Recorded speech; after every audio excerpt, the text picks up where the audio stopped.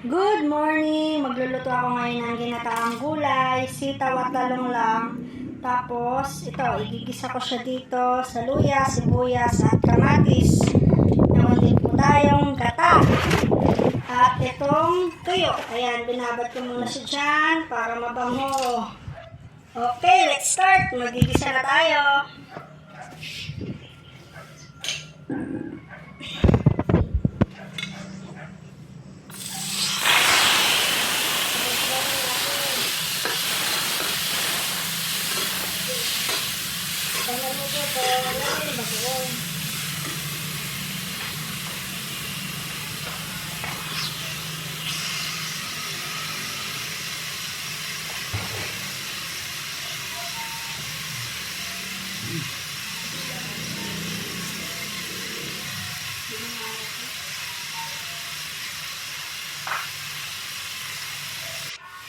Next, bagong alamang. Kunti lang.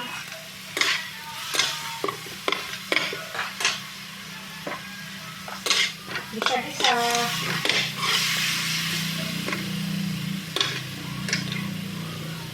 Next, ito na. Lagay na natin ito. Bisa na natin.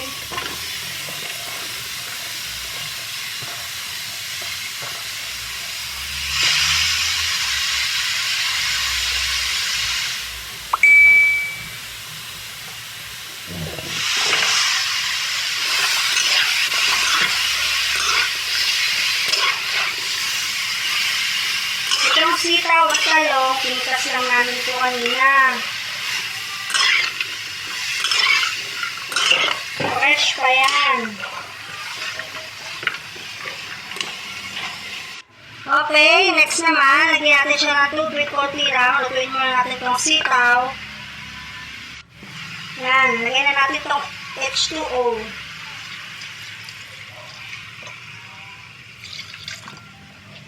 Mamaya na natin siya tiplahan. Tapos, takpan muna natin. Okay, buksan na natin. Tapos, next na natin yung tuyo.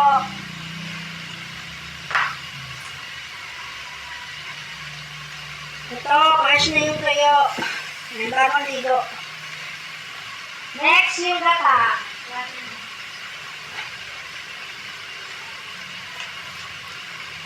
Hindi natin yung kalahati ng gata kasi ayaw ng mama ko ng buo. Mamaya na natin siya tiplahan.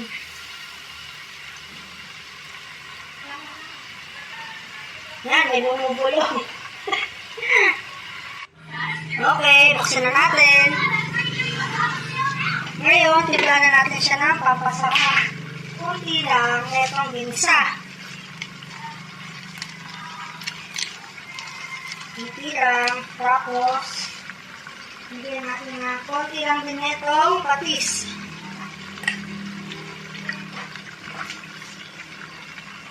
Tapos huwag natin siyang haluin kasi yung tuyo masisira.